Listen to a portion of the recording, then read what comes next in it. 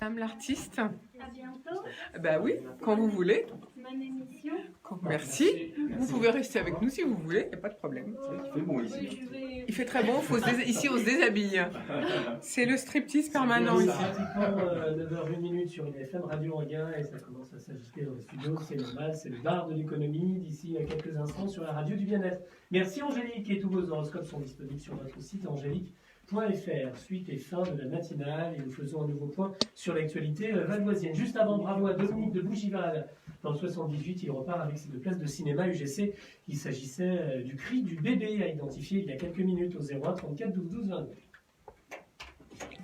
Ah bah ça c'était plus facile que d'habitude.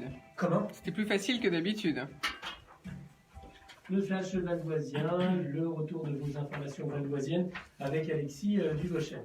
Une quarantaine de formateurs d'auto-école ont mené une opération escargot entre le boulevard de l'Oise et la rue des Chauffours à Cergy hier, bloquant la circulation jusqu'à l'autoroute A15. Ils manifestaient contre les moniteurs illégaux qui dispensent des cours de conduite et mettent selon eux en péril leur profession. Arrêtés devant les locaux de l'URSSAF, ils ont été reçus par la direction après 1 heure de blocage. Sur Internet, de nombreuses annonces circulent proposant des leçons particulières allant de 10 à 30 euros dans le secteur de Garges-Lyonnais ou Argenteuil. Un tarif alléchant qui peut porter à moins de 800 euros le forfait de 20 heures de conduite, contre 1 400 euros en moyenne en auto-école. Un nouveau restaurant valdoisien décroche déjà sa première étoile au guide Michelin. Il s'agit du restaurant L'Heure Kiné qui vient d'entrer dans la catégorie des étoilés au célèbre guide. Il a été ouvert il y a moins de 2 ans au centre de Noël Dénéo, gagnant de l'équipe 2013 au Top Chef, l'émission culinaire d'M6. La cuisine du restaurant est bien ficelée, techniquement solide, avec des visuels appétissants et des saveurs franches selon l'inspecteur du restaurant. L'Orchidée est le 2e établissement à posséder une étoile dans la Valdoise avec le restaurant Le Chipito, situé à Méry-sur-Oise. Un bâtiment voyageur remis à neuf pour les trains à Pontoise. Il vient de rouvrir hier après plus d'1 an de travaux. À l'intérieur peu lumineux et dont la disposition générale n'a pas été modifiée. Un nouvel espace a néanmoins été aménagé, la Workstation, constituée d'une grande table haute et d'un bar où les voyageurs peuvent s'asseoir et recharger leurs appareils. Le chantier de la gare va se poursuivre jusqu'à la fin de l'année 2020 avec la requalification de la passerelle au-dessus des voies. Et au total, la SNCF investira 30 millions d'euros pour la totalité de ces travaux. 2 agents de Pôle emploi veulent ouvrir leur établissement d'ici l'été aux Écois à Taverny, un restaurant particulier puisqu'il est employé en majorité des personnes autistes ou atteintes de handicap, comme après 2021, à la manière du Café Joyeux à Paris ou du Reflet à Nantes. Ouvert uniquement le matin et le midi, le 47e, qui doit son nom au 47e chromosome des personnes atteintes de trisomie, emploiera 8 salariés, dont 2 personnes qui n'ont pas de pathologie particulière. Les 2 futurs patrons, Valérie Gaillard et David Fortier, doivent maintenant trouver 600 000 euros pour financer l'ouverture de l'établissement. Le 47e devrait ouvrir d'ici le mois de juin. Et enfin, un musée mobile fait escale à Magny-en-Vexin. Le MUMO sillonne les routes de France depuis octobre 2011 et s'est arrêté hier sur le parking de la salle des fêtes, boulevard d'Ailly, pour accueillir d'abord les élèves des écoles de la ville avant de s'ouvrir à tous les habitants de la ville pour le reste de la semaine. Une nouvelle exposition y a été présentée sur le thème Body Talk, mon corps te parle. Le MUMO reste à Magny-en-Vexin jusqu'au samedi 26 janvier. Et les horaires sont à retrouver sur le site musée-mobile.fr. Merci beaucoup Alexis Duvauchel. À tout à l'heure, midi 15 pour un nouveau point sur l'actualité valdoisienne. Très bonne journée. À demain matin pour une nouvelle matinale à partir de 7h. Et dans un instant, vous avez rendez-vous avec le bar de l'économie présenté par Florence Sœur. Et il sera question aujourd'hui du Paris Image Digital Summit à partir du 30 janvier au Centre des Arts d'Angers-les-Bains. Et les différents intervenants du bar de l'économie évoqueront notamment les 20 ans de Matrix. Très bonne émission.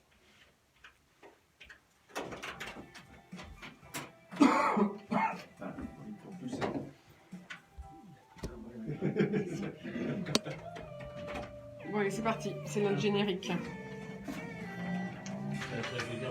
Alors, pendant les pauses musicales, vous avez le droit de sortir du studio, d'aller boire un verre d'eau, un café, ce que vous voulez. Prendre des photos, vous pouvez, mais mettez bien vos téléphones en mode silence, s'il vous plaît.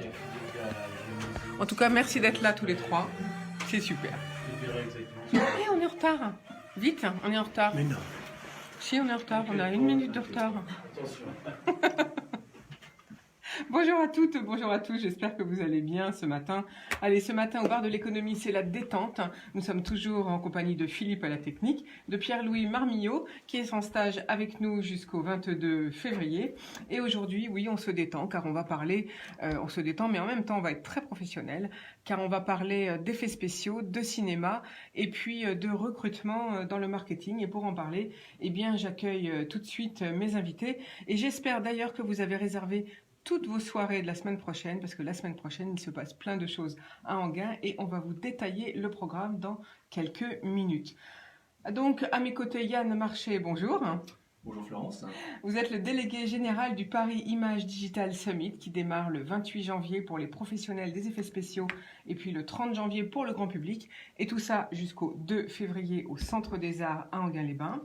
Donc avec vous, on parlera du déroulé de cette manifestation, de la partie bien sûr professionnelle, mais on aimerait bien savoir les avancées dans le domaine des effets spéciaux, donc toutes les petits trucs, les jolies sociétés qui font plein de développement informatique pour qu'on puisse encore améliorer tout ce qui est vidéo et film. Et puis parallèlement, vous avez fondé une start-up en 2018, ça s'appelle Print the Legend. Bien, vous nous expliquerez ce que vous faites en fin d'entretien. Voilà, pour qui, comment, etc. À vos côtés, Jean-Paul Lançon, bonjour. Bonjour. Jean-Paul Lançon, vous êtes chargé de mission cinéma au Centre des Arts d'Enghien-les-Bains. Vous êtes le monsieur cinéma, vous savez tout sur tous les films. Donc avec vous, on verra la programmation de la semaine prochaine, qui y a quand même de très, très belles choses. Et vous allez nous parler de quelques films, parce qu'on ne pourra pas, je pense, tout décrire, bien sûr. Et puis enfin, à nos côtés, Charlotte Vitou, bonjour. Bonjour Florence. Vous êtes directrice générale d'Aquent depuis un an presque et demi maintenant. Vous avez 30 ans, votre société a plus de 20 ans d'expertise dans le secteur du marketing et de la création du digital. Mais en fait, vous proposez un vivier de talents. Vous n'êtes pas une entreprise de conception d'opérations marketing. Et vous nous parlerez justement de comment vous procédez. On parlera des métiers actuels dans le marketing, mais aussi des nouveaux métiers qui arrivent et dont vous allez pouvoir nous présenter les profils. Voilà, bien sûr, on vous retrouve dans quelques minutes également, parce que tout de suite, c'est nos infos, l'info du jour. Eh bien, on va commencer avec les lycéens. Eh bien oui, c'est parti, Parcoursup ouvre ses portes aujourd'hui. Et donc, tous les lycéens de terminale ont près de 2 mois pour enregistrer leurs vœux pour l'année 2019-2020 sur la plateforme. Quelques modifications cette année. Alors, le calendrier, tout d'abord, eh bien, à partir d'aujourd'hui jusqu'au 14 mars, vous devez entrer, les parents et leurs enfants, puisque c'est mieux de travailler à 2, doivent entrer une adresse électronique qui leur permettra de recevoir les informations tout au long de la procédure, ainsi qu'un identifiant figurant d'ailleurs sur les bulletins de notes. Quelques lycées d'ailleurs proposent des séances de formation, donc demandez à vos enfants s'ils n'ont pas cette semaine ou la semaine prochaine, si vous les parents, vous n'avez pas de réunion au lycée. À partir du 15 mars, il ne sera plus possible de modifier les vœux, mais les candidats ont jusqu'au 3 avril pour finaliser leur dossier avec les éléments demandés par les formations et puis pour confirmer leurs vœux. Donc ça veut dire qu'il faut sans arrêt faire des allers-retours sur Parcoursup pour bien valider chaque vœu que vous allez confirmer. Soyez attentifs. Les réponses commenceront à tomber à partir du 15 mai et ce jusqu'au 19 juillet pour la phase principale. Elles seront suspendues pendant les épreuves écrites du bac, c'est-à-dire du 17 au 24 juin. La phase complémentaire ouverte aux candidats qui n'ont essuyé que des refus ou qui changent de vœu, elle sera ouverte du 25 juin au 14 septembre. Voilà. C'est comme l'an dernier, vous pouvez inscrire jusqu'à 10 vœux et dans les 10 vœux, il y a des sous-classes. Donc en fait, ça fait beaucoup plus de vœux que vous pouvez le souhaiter. En tout, Parcoursup regroupe 14 000 formations publiques et privées, c'est-à-dire 85% du total des formations. Il a intégré cette année 350 instituts de formation nouveaux, dont ceux des soins infirmiers, et puis 150 établissements de formation en travail social, ça s'appelle les EFTS. Voilà, en 2020, toutes les formations reconnues par l'État auront l'obligation d'être sur la plateforme, puisqu'elles n'y sont pas toutes, donc vous l'avez compris. Voilà, on va s'arrêter là pour aujourd'hui au niveau de Parcoursup. Je vous en reparlerai un petit peu plus tard, la semaine prochaine. Prochaine info, eh bien, c'est Pierre-Louis Marmillot. Alors, première info, Pierre-Louis, c'est Macron qui invite les investisseurs étrangers à l'Élysée. Alors oui, hier, Macron a invité pas moins de 150 patrons étrangers à l'Élysée dans le cadre du sommet Choose Friends. Son objectif était bien évidemment de promouvoir la France, mais surtout de rassurer les investisseurs malgré le climat actuel français et d'expliquer que les réformes vont bien se produire. Parmi ces grands patrons, on a retrouvé le PDG de Microsoft, de Coca-Cola ou même d'IKEA, et certains ont pu avoir droit à un tête-à-tête avec le président. On rappelle que la France, c'est tout de même le 3e pays en Europe à accueillir le plus d'investissements étrangers. On comprend donc la nécessité pour le président d'être convaincant auprès des investisseurs. Alors, seconde info, Pierre-Louis, pour vous, vers une modernisation des métiers de la banque. Alors oui, d'ici 2025, 20% des effectifs des banques sont voués à disparaître et 50% vont voir leur métier fortement évoluer. C'est en tout cas ce que nous révèle l'étude menée par HTS Consulting et l'Observatoire des métiers de la banque. Les métiers les plus concernés, ce sont notamment ceux de la gestion administrative. Le monde change, se digitalise et malgré des tentatives pour remplacer efficacement les métiers obsolètes par des nouveaux, les banques ont déjà vu disparaître depuis 2010 4% de leur effectif. Il va donc falloir faire évoluer les formations tout en ne laissant pas de côté l'effectif actuel. Un défi de taille pour les banques françaises. Autre info, Pierre-Louis Marmillot, c'est hier plutôt, l'ouverture du forum à Davos. Oui, c'est ça. Hier a démarré en Suisse la 49e édition du forum de Davos. Si on note cette année une présence chinoise importante, cette édition promet d'être bien particulière, avec l'absence quand même notable de personnalités comme Donald Trump, qui est absent à cause du shutdown, de Theresa May ou d'Emmanuel Macron. Ces absences, couplées au climat actuel en France, ont donc tout de suite déterminé le sujet principal de cette édition, la question des inégalités de richesse croissance d'année en année. Avec la présence du nouvellement élu Jair Bolsonaro, on peut s'attendre à des débats tendus et qui vont durer jusqu'au 25 janvier. Dernière info du jour, Pierre-Louis, un licenciement de robots est possible? Eh bien oui, Florence, le Henna Hotel, un hôtel japonais situé dans la préfecture de Nagasaki, dont le nom signifie littéralement hôtel étrange, a pas mal fait parler de lui ces derniers jours. Cet hôtel vient en fait de licencier plus de la moitié de son personnel robotique. Souvenez-vous, en 2015, il se vantait d'être le premier hôtel à être entièrement géré par un personnel robotique. De la réception jusqu'à votre chambre, vous étiez donc constamment accompagné par des robots qui vous assistaient pendant votre séjour. Une idée très sympathique et futuriste, mais finalement qui n'a pas porté ses fruits. Pendant les 3 années passées, les clients se sont révélés insatisfaits et donc très critiques. Certains robots furent incapables de comprendre des consignes simples, sans parler des robots installés dans les chambres qui prenaient le moindre bruit pour une question. Donc vous pouvez imaginer, si vous êtes en train de dormir, qu'il entend du bruit, il va vous réveiller pour vous demander qu'est-ce que vous avez demandé. Merci beaucoup Pierre-Louis Marmillot, on vous retrouve dès demain matin. Alors côté musique, puisqu'on va faire tout de suite une pause, notre première pause musicale, eh bien vous l'avez compris, aujourd'hui c'est une émission dédiée en partie au cinéma, aux effets spéciaux et aux nouveaux métiers. Eh bien on va partir avec des musiques de films, je vous propose un extrait de Star Wars.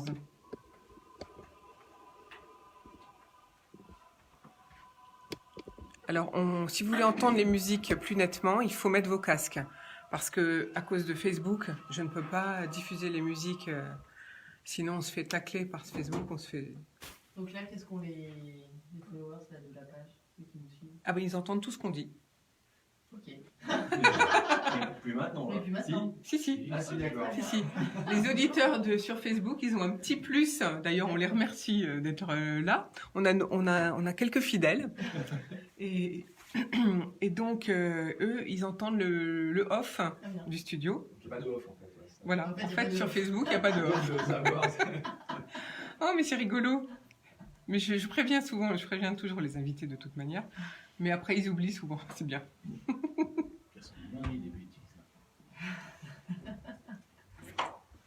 Vous n'avez pas été voir l'exposition à Paris incroyable sur Star Wars, là, avec un fan espagnol, non, qui expose plein de figurines, Ah non. qui a confectionné... Là, en ce moment Oui, en ce moment. Oui. Un fan espagnol. Un fan, oui. Ah, et pour la première fois, c'est vendu aux enchères il n'y a pas longtemps, le masque de Dark Vador, Ouais. qui est quand même le méchant numéro 1 dans le monde. Et ben, il s'est vendu aux enchères pour la première fois, c'est dingue. Il y a quelques-uns des casques. Oui, mais ce qu'on dit, c'est que les objets de cinéma commencent à prendre une valeur Ah bah oui, incroyable. bien sûr. Le moindre truc, Ouais. le chapeau de Indiana Ouais. Jones, qui avait été acheté $10 à l'époque là, dans Oui. un supermarché, et maintenant ils l'ont vendu $200 000. C'est la Donc, il finance. faut aller la voir, cette exposition. Bon, bah merci. Ça avait échappé à ma vigilance. Et elle s'appelle l'exposition faite par les fans, alors je ne sais plus, mais c'est un fan espagnol qui expose Bon, on y va des figurines grandeur nature. des trucs Merci impressionnants. Christophe pour l'intermède. Non, de rien. Merci pour cette Tu peux rester avec moi. Et c'est reparti. Nous voici de retour au bar de l'économie. Vous venez d'entendre un extrait de Star Wars, car aujourd'hui, on parle effets spéciaux, cinéma, professionnalisme, nouveaux métiers, nouveaux logiciels. D'ailleurs, on va tout savoir, puisque va démarrer le PIDS, le Paris Image Digital Summit, le 28 janvier prochain. Et à mes côtés, j'ai Yann Marchais, délégué général du PIDS, justement, Jean-Paul Lançon, chargé de mission cinéma au Centre des Arts, et Charlotte Vitou, directrice générale d'Aquent. Voilà, alors tout d'abord, on va passer la parole à Yann Marchais. Donc, Yann, rappelez-nous ce qu'est le PIDS et l'objectif pour ce festival qui, finalement, en France, remplace Imagina, on peut dire. Alors, le Paris Image Digital Summit, dont c'est la 5e édition, donc c'est un peu comme les séries télé. Quand on arrive à la 5e édition, c'est un peu la consolidation, on arrive à un certain niveau. Donc, l'événement est maintenant bien identifié de la part du public, à la fois des professionnels du grand public. Et donc, cet événement est en fait un événement qui est dédié, c'est le rendez-vous des effets spéciaux et la création numérique. Donc on y parle évidemment d'effets spéciaux, mais également d'animation numérique. Et c'est un événement à la fois pour les professionnels, mais également pour le grand public. Voilà, c'est ça la particularité, c'est que le grand public peut venir assister à d'abord de magnifiques séances de cinéma, puis aussi à des séances un peu plus professionnelles, on va dire. Alors, on va commencer peut-être par faire le bilan de l'année dernière. Donc il y a eu 200 postes, puisqu'il y a une job fair, il y a eu 200 postes il y avait 200 postes à pourvoir, 1000 candidats, je me souviens. Il y avait la queue. En effet. En effet, effectivement, il y a, parmi l'ensemble des initiatives qu'on a pu lancer dans le cadre du Paris Image Digital Summit, on a pendant ces 2 journées professionnelles un salon du recrutement qui fonctionne très très bien parce qu'il y a une vraie demande d'une part de la part des entreprises qui n'arrêtent pas de recruter. Et ce phénomène-là n'est pas seulement français, il est mondial. Donc on reçoit non seulement évidemment des sociétés françaises, mais également des sociétés étrangères. On aura notamment cette année des sociétés canadiennes qui vont venir recruter. Donc secteur extrêmement dynamique. Et donc c'est une opportunité évidemment pour tous les talents français et franciliens de pouvoir accéder à un certain nombre de jobs pendant ces 2 journées. C'est vrai que l'année dernière, ce sera encore le cas cette année, on avait plus de 200 jobs à pourvoir, les carnets de rendez-vous des entreprises étaient pleins, donc on est très très content évidemment de tout ça. Et puis en termes parce que vous parliez en termes d'audience, il faut savoir que le Paris Image Digital Summit réunit à peu près 2000 visiteurs. En tout cas l'année dernière, je pense qu'on fera mieux cette année parce qu'on a pour l'instant pas mal déjà d'une part de réservations et puis également de badges qui ont été pris par les professionnels. Donc on est plutôt pour l'instant en hausse par rapport aux prévisions à la même époque l'année dernière. Donc aujourd'hui c'est environ 700 à 800 professionnels et 2000 visiteurs. Et je pense qu'on aura certainement un peu plus pour 2019. Jean-Paul Lançon. Petite précision pour la fréquentation, nous avons aussi des masterclass pour les scolaires. Et là, nous avons 1000 élèves inscrits sur la masterclass.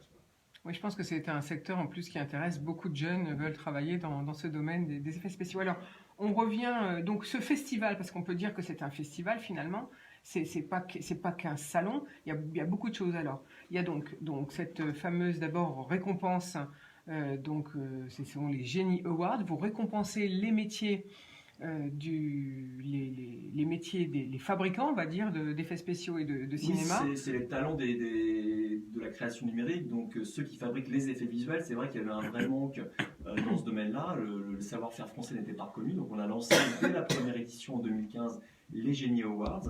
Donc l'idée, effectivement, c'est de récompenser en différentes catégories les superviseurs des effets visuels et les métiers dans ce domaine-là pour les sociétés françaises. 7 catégories, j'avais noté, moi. Donc le long métrage, la fiction TV, la publicité, l'environnement, le génie des meilleures créations de personnages ou de créatures, le meilleur film étudiant et puis la meilleure innovation technologique. Alors cette année, vous allez refaire les mêmes critères de remise tout à fait. On a les mêmes catégories, effectivement. Quand on parle de meilleur environnement, ça n'a rien à voir avec le développement durable, je le précise pour les auditeurs, mais c'est également les environnements créés soit pour des films d'animation. Par exemple des paysages, c'est ça que vous voulez dire ? Voilà, exactement. Les décors en fait. Les décors, effectivement. Donc ça c'est évidemment quelque chose de très très important pour de plus en plus de films. Et puis, on a également chaque année des génies d'honneur. On honore également des grandes légendes de ces métiers-là. Et cette année, on aura la chance d'avoir 2 très beaux génies d'honneur notamment d'une part John Knoll, qui est l'un des figures maîtresses de la société ILM qui avait été créée par George Lucas et qui a participé notamment à la fabrication de tous les derniers Star Wars, mais également des Pirates des Caraïbes, de Harry Potter, enfin de Avatar, enfin plein de très très très grands films. Également le créateur de Photoshop, et je pense que ça parlera également à tous les auditeurs. Et puis on aura un génie d'honneur française, en l'occurrence une, je ne sais pas si c'est dit, c'est se féminise, en tout cas Ève Rambose. Une femme, elle est à l'honneur cette année. Voilà, dans un milieu qui reste assez majoritairement masculin, mais c'est en train de changer, donc on est très heureux de ça. Et Ève Rambose est l'une des pionnières en la matière, parce qu'elle a démarré sa carrière à la fin des années 80, et elle a également travaillé avec de très très grands cinéastes comme Brian De Palma ou Peter Greenaway. Mais alors justement, elle, son parcours est intéressant parce qu'elle n'était pas, au départ, elle travaillait dans les décors, elle n'était pas superviseur VFX et elle est passée superviseur d'effets spéciaux plus tard. Alors c'est pas ça qui est pas un tout peu à fait original ça. comme carrière. En fait, elle a travaillé avec les équipes de décors et en fait, à ma connaissance, c'est la seule personnalité qui travaille dans les effets visuels qui a reçu un César, parce qu'il n'y a toujours pas de César malheureusement pour les meilleurs effets visuels. Et en fait, elle était simplement associée à l'équipe de décors pour le film Vatel de Roland Joffé. Et effectivement, ça avait beaucoup de sens parce qu'elle avait créé tous les décors numériques qui étaient associés aux décors réels. Donc elle a eu cet accompagnement, mais l'essentiel de sa carrière est dans le domaine des effets visuels. Alors elle a travaillé avec des grands cinéastes, Peter Greenaway, Brian De Palma, Steve Barron. On peut citer peut-être les films dans lesquels Oui, alors Brian De Palma, c'était le premier Mission Impossible, la saga, qui avait été tourné d'ailleurs en partie en France, c'était en 96. Et ce qui est assez rigolo, c'est que nos deux génies d'honneur ont travaillé sur le même film, et ça c'est une grande première. C'était ce fameux film de Brian De Palma. À l'époque, John Knoll était un superviseur débutant, c'était un jeune, c'est d'ailleurs je crois un de ses premiers films en tant que superviseur. Et Ève était en fait travaillée pour une société anglaise à l'époque, et donc ils s'étaient retrouvés à travailler tous les deux sur ce film-là. Voilà.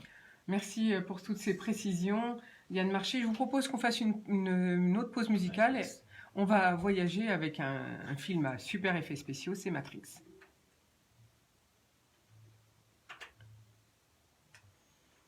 On va se poser d'accord, en fait,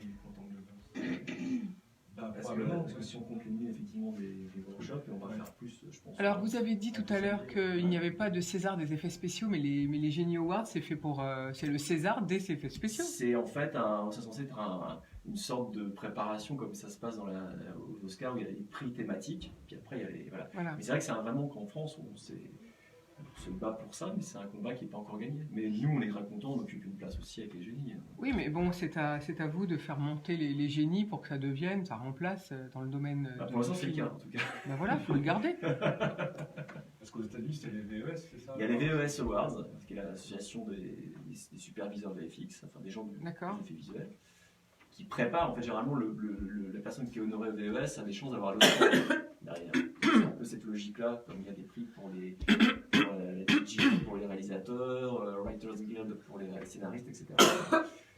Et en France, on pense que c'est toujours un métier qui est nouveau, en fait, les effets visuels. Ah bon? Je sais pas ce que c'est c'est la bande-annonce que tu as donnée là. C'est la bande-annonce, oui.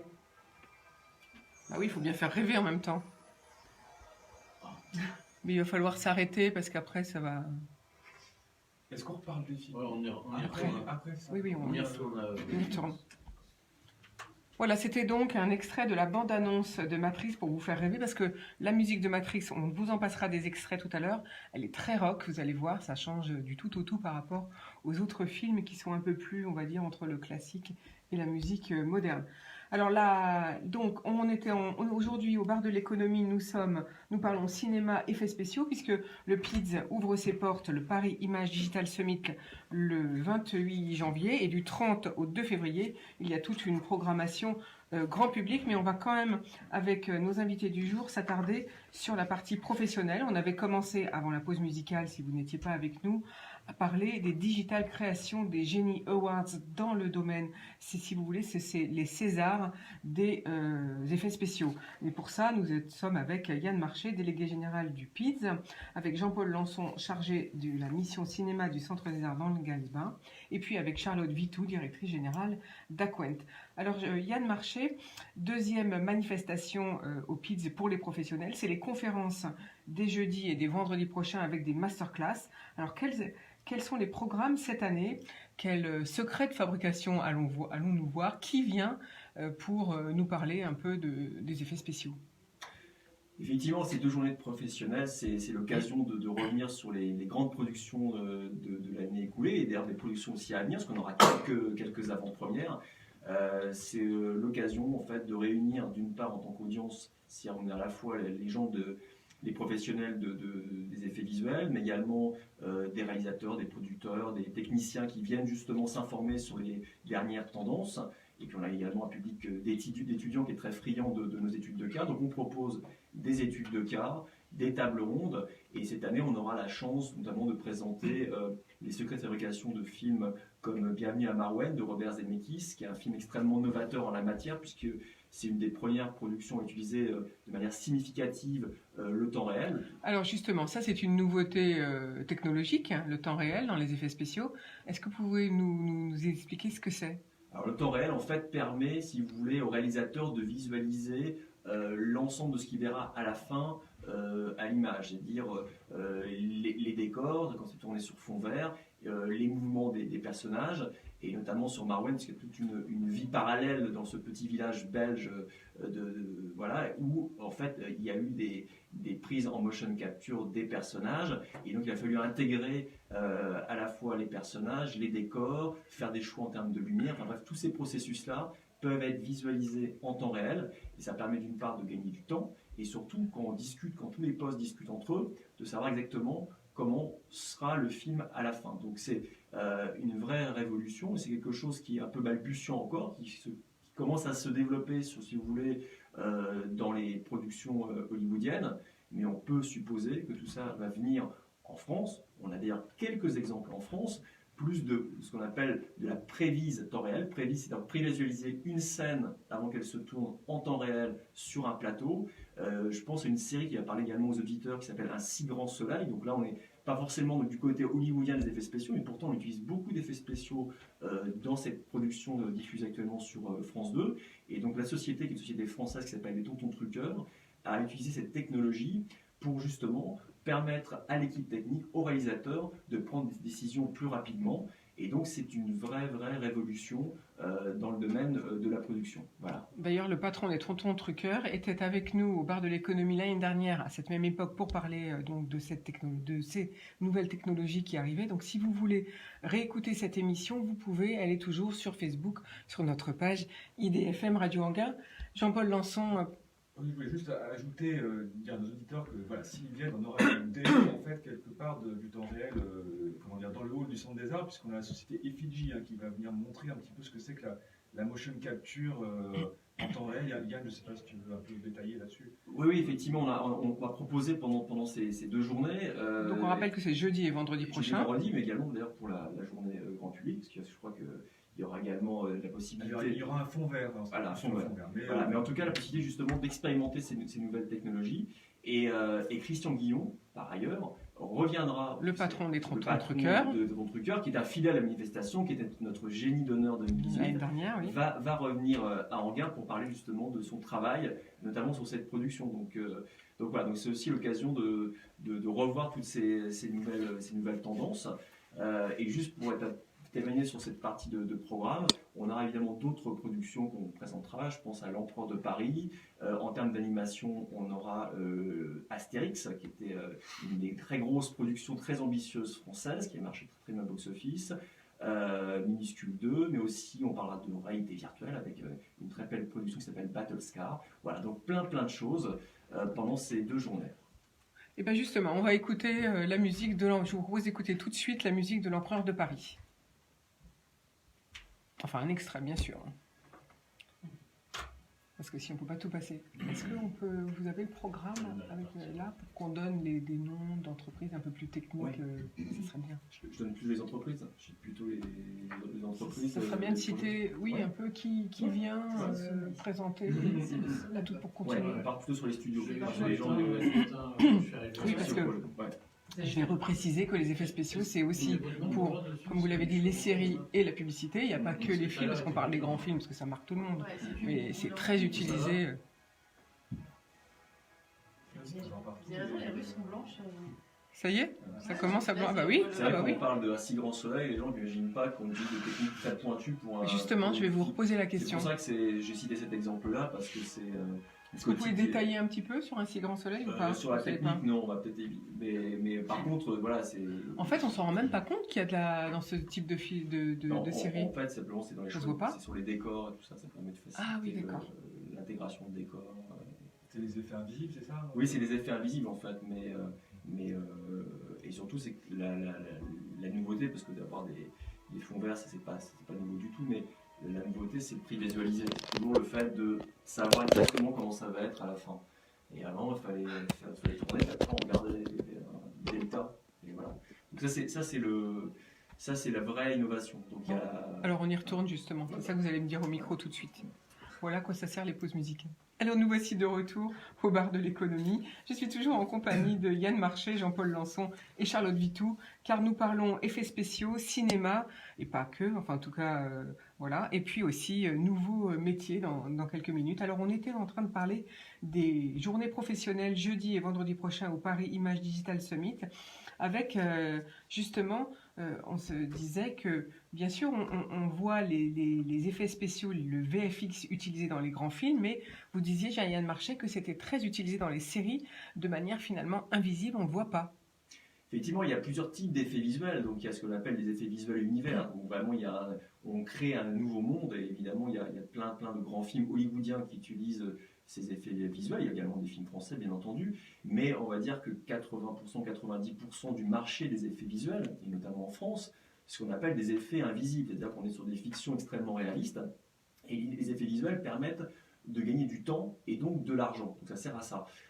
Donc c'est l'intégration de décors notamment. Donc on tourne souvent sur fond vert et ça depuis un certain nombre d'années. Et c'est vrai qu'on en parlait tout à l'heure, la grande révolution, c'est le temps réel. Donc c'est notamment, je l'évoquais pour la série Un si grand soleil qui diffuse actuellement sur France Télévisions, sur France 2, c'est la prévise temps réel. Donc c'est de pouvoir intégrer des décors, des éléments de création numérique et de pouvoir visualiser le résultat final en temps réel. Donc ça, c'est une vraie avancée, parce que ça permet justement aux réalisateurs de dire, tiens, est-ce que j'ai la bonne image, et pas de se dire, bah tiens, je verrai comment ça se passera en post-production. Là, il est obligé d'attendre quelques jours pour revoir effectivement, puis ensuite refaire venir les acteurs. Là, il n'a pas besoin, c'est ça que vous voulez nous dire. Oui, voilà, mais surtout, c'est qu'il y a un gain de temps dans le processus créatif, dans les décisions qui peuvent être prises entre les différents techniciens qui sont sur un plateau. Donc ça facilite, si vous voulez, le travail de tout le monde. Ça rend concret les choses. Voilà, donc ça c'est quelque chose qui va évidemment se généraliser et la grande avancée de cette technologie, c'est un meilleur contrôle créatif et c'est un gain en termes de productivité.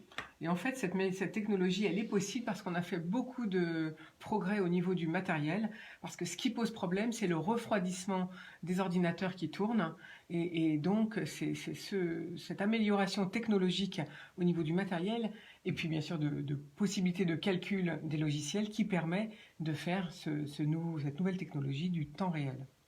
C'est bien ça, Yann? Alors, c'est un des éléments, évidemment, il y a plein de choses à dire à ce sujet, mais c'est vrai que ces nouvelles technologies sont très gourmandes en data, donc il faut pouvoir absorber tout ça, il faut avoir des systèmes de calcul de rendu beaucoup plus rapides, donc ça, c'est surtout ça qui change. Effectivement, avant, il y avait un temps de rendu qui était assez lent et nécessaire, et donc, effectivement, on visualisait le programme final, l'image finale, longtemps après. C'était le cas notamment dans le film d'animation. Donc, ça raccourcit effectivement les temps de fabrication et ça bouleverse en fait tous les métiers. Parce que la technologie temps réel, si vous voulez, utilise des moteurs qui étaient initialement, au départ, utilisés par le jeu vidéo.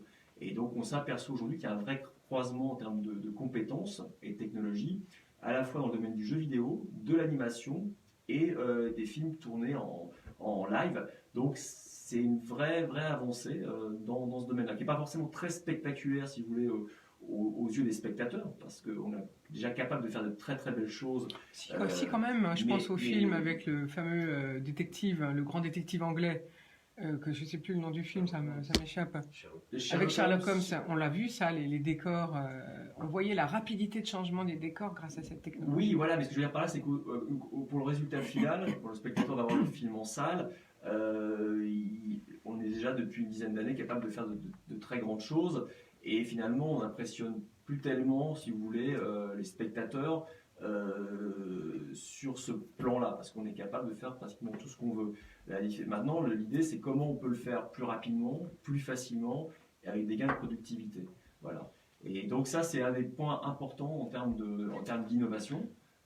Voilà, je reviens au film de Zemeckis, Marwen, et que je conseille d'ailleurs à tous les auditeurs d'aller le voir, parce que c'est un film qui est très intéressant à la fois sur son contenu, mais également sur sa technologie. C'est une manière à la fois de pouvoir innover en matière de fabrication de contenu, mais également il permet de faire des choses qui auraient été certainement plus difficiles à concevoir il y a encore quelques années. Alors justement, l'avantage de ces 2 journées professionnelles, le jeudi et le vendredi, peut-être que vous allez pouvoir nous dire qui vient faire des masterclass. Oui, peut-être. oui, tout à fait. Alors on a j'en disais quelques mots tout à l'heure, on a les principales sociétés du secteur sont présentes. On aura la chance d'avoir d'ailleurs une nouvelle société qu'on n'a jamais reçue. On a quasiment reçu tout le monde. Toutes les très grandes sociétés mondiales sont venues au Paris Image Digital Summit, y compris de Nouvelle-Zélande avec la société Weta qui était venue l'année dernière avec Joe Lettery. Cette année, on recevra notamment la société Rodeo FX, qui est une société canadienne qui a travaillé sur la série Game of Thrones, qui est maintenant un des très grands acteurs du secteur. La société Framestore, qui a travaillé sur Bienvenue à Marwen, également sur des productions comme Mary Poppins, et sur des très très grands blockbusters hollywoodiens, des films de Marvel notamment. Et puis, bien sûr, évidemment, des sociétés françaises. Je pense à Illumination MacGuff. Jacques Bled, le président d'Illumination MacGuff, sera présent pour sa dernière production The Grinch. Rappelons que Illumination a réalisé les productions des Mignons, toute la série des Mignons, et que c'est une fabrication française, donc il est important de le rappeler. Et puis des sociétés comme Micros Animation, avec Astérix, CGEV, et puis voilà, plein d'autres sociétés un peu moins connues, mais qui sont très très intéressantes, qu'une société lyonnaise comme Faune, par exemple, qui a présenté son travail. Donc on essaie de proposer une diversité, à la fois des acteurs mondiaux du secteur, et puis des nouveaux venus qui vont se développer, qui vont passer. Donc c'est vraiment un équilibre, le PIDS, à la fois sur des très très grosses productions et des productions plus modestes, et en même temps avec des studios confirmés, mondialement reconnus, puis des studios en devenir. Voilà, alors tout ça, c'est donc la richesse du PIDS. Exactement, et tout ça, c'est jeudi et vendredi prochain à Enghien-les-Bains, au Centre des Arts, ce fameux festival Paris Image Digital Summit. Et l'avantage de jeudi et vendredi, donc si vous êtes justement lycéen en terminale et que vous avez envie de travailler dans le domaine des effets spéciaux, eh bien venez voir, parce que c'est important pour vous de comprendre un métier. Vous pourrez poser des questions avant de vous engager dans une formation. Et alors l'avantage également de jeudi et vendredi, c'est que le soir, vous allez projeter des films spécifiques. Alors là, on va passer la parole à Jean-Paul Lançon, parce que je crois que mercredi 30, c'est Mission Impossible, c'est ça, Jean-Paul Lançon? Oui, tout à fait. Effectivement, on parlait des génies d'honneur que seront Eve Rambose et John Knoll. Et effectivement, ils ont tous les deux travaillé sur ce film de Brian De Palma, qui est probablement un des meilleurs films d'action et d'espionnage des années 90. C'est un peu le prototype du blockbuster de cinéma d'auteur, si vous voulez, hollywoodien, puisque De Palma est donc un très grand réalisateur. Les gens ont forcément vu un de ses films, comme Scarface, les Incorruptibles, etc. Et donc là, c'est donc une très grande réussite du film d'action avec Tom Cruise. Et le film est mémorable pour certains effets spéciaux, notamment vous savez, ce moment où le personnage enlève son masque. Il est déguisé, c'est des déguisements où il y a un autre personnage, et il y a un effet numérique en fait quand il enlève son masque pour raccorder avec le visage de Tom Cruise. Et l'autre séquence assez phénoménale, c'est celle bien sûr avec le tunnel sous la Manche à la fin du film. Il y a quand même des effets assez extraordinaires, des combinaisons d'ailleurs, je pense, d'effets visuels numériques et de maquettes. Voilà, avec un hélicoptère qui rentre carrément dans le tunnel, enfin des trucs assez incroyables. Ah oui, c'est formidable. Voilà. Moi, j'adore les films d'action de ce type, avec tous ces effets spéciaux, tout comme Avatar. Mais bon. Alors donc, mercredi prochain, c'est Mission Impossible. Ensuite, donc vendredi, qu'est-ce que vous prévoyez pour la programmation le soir comme film? Quel film allez-vous nous faire dans voir? la boule de cristal, je prévois donc Rogue One. Bon, c'est déjà annoncé. Non, mais oui, effectivement, on va passer à la suite de la masterclass de John Knoll, ce film phare de sa filmographie. Pour plusieurs raisons, Yann, je ne sais plus si tu l'avais évoqué, mais effectivement, John Knoll a écrit en partie le scénario. Enfin, il était à l'origine de l'histoire de Rogue One, ce qui est assez rare dans la profession, quand même, de quelqu'un qui est un petit peu sur plusieurs versants, finalement, artistiques. Moi, je dirais, dans ce film, tout le monde, enfin, probablement tout le monde en a entendu parler. Rappelez-nous quand même ce que c'est, parce que je pense que c'est pas clair. C'est un film, en fait, qui fait partie de l'univers Star Wars, mais qui n'est pas, si vous voulez, dans les trilogies officielles. Bon, c'est quand même une production, évidemment, Disney, George Lucas. Il se situe donc juste avant l'épisode 4, qui est donc l'épisode original de 77. Voilà, si je ne me trompe pas, en tout cas, c'est ça pour situer dans l'histoire. Et de quoi ça parle alors, Rogue One? Rogue One, ça parle toujours de la même histoire, en fait, de rebelles, d'empire, voilà, et d'étoiles noires. Après, ce que j'ai envie de dire sur ce film, ce qui est vraiment intéressant, ce qui m'a marqué au niveau des effets spéciaux, c'est le fait qu'on a reconstitué en fait en doublure numérique, on appelle ça, des acteurs qui étaient morts au moment du tournage. Donc vous allez pouvoir voir Carrie Fisher, en fait, qui est la princesse Leia. Donc ils ont fait revivre Carrie Fisher de manière numérique. Voilà, pour un plan très court, il me semble, Yann, je suis en train de dire une bêtise peut-être, non? C'est comment? Non, c'est Peter Cushing alors. Voilà. C'était sur l'épisode 8 de Star Wars. C'est vrai que comme les Star Wars s'enchaînent, on finit par se mêler les pinceaux. Mais par contre, Peter Cushing, là, c'est effectivement. Ce qui est intéressant, c'est que c'est ces fameuses doublures numériques. Alors, c'est un aspect qu'on n'a pas évoqué, effectivement, mais qu'on a déjà évoqué au PIDS, mais. Et qui est on l'a pas évoqué à ce micro, oui. À ce micro, c'est effectivement des acteurs, qu'on peut faire revivre, ou des acteurs dont on ignore même que c'est des doublures numériques d'ailleurs, parce que quand ils sont morts, on se dit tiens, ça va être une doublure numérique, parce que l'acteur est décédé. Ce qui peut parfois être un peu troublant. Oui, parce qu'on va même oublier que la personne était décédée en fait. Voilà, donc ça donne peut-être une seconde carrière pour certaines personnes. On a eu une étude de cas sur Blade Runner l'année dernière qui nous parlait de ça justement, il me semble. Oui, effectivement. Voilà, on avait eu Blade Runner qui évoquait ces cas de doublure numérique. Weta, Joe Leterrier en avait parlé. Et justement, pour une petite anecdote sur le sujet, j'en discutais justement l'année dernière avec Joe Leterrier et il disait beaucoup de gens ne croient pas encore aux doublures numériques, ils pensent qu'il y a cette fameuse vallée de l'étrange qui fait que dans le regard de la doublure numérique, on pense que le personnage est faux. Et il me dit, en fait, les gens, quand ils savent que c'est une doublure numérique, ils ont tendance à penser que le personnage du coup est faux, parce qu'ils le savent. Mais on l'a déjà fait, je ne dirais pas pour quel personnage, et personne ne s'en est rendu compte. Quand on ne le sait pas, ça peut nous échapper. Par contre, si on est, voilà ce que je disais tout à l'heure, si l'acteur est décédé, évidemment, on va se dire, mais c'est pas possible qu'il soit dans le film. Donc, il y a un truc. En fait, ce que vous voulez nous dire... On va observer les moindres détails. Voilà. Donc moi, ce que j'ai cru comprendre, c'est que finalement, pour les cascades, maintenant, on va pouvoir utiliser ce type d'effet. C'est déjà le cas. Ça avait été fait notamment, je pense à ça, le Spectre de James Bond, où ils avaient collé l'image de Daniel Craig, évidemment, sur certaines cascades. Donc c'est un mix, de toute façon, c'est un mix de plein de choses. Quand vous faites des doublures numériques, vous avez des sosies, vous avez du collage numérique, c'est plein de technologies qui font ensemble le réalisme. Mais ce qui est bluffant, c'est quand vous avez un gros plan d'un personnage, et là, vous devez penser que c'est un personnage réel. Voilà. Mais en tout cas, aujourd'hui, on peut faire à peu près tout. Alors, certains disent, ouais, je reconnais quand c'est un faux ou un vrai.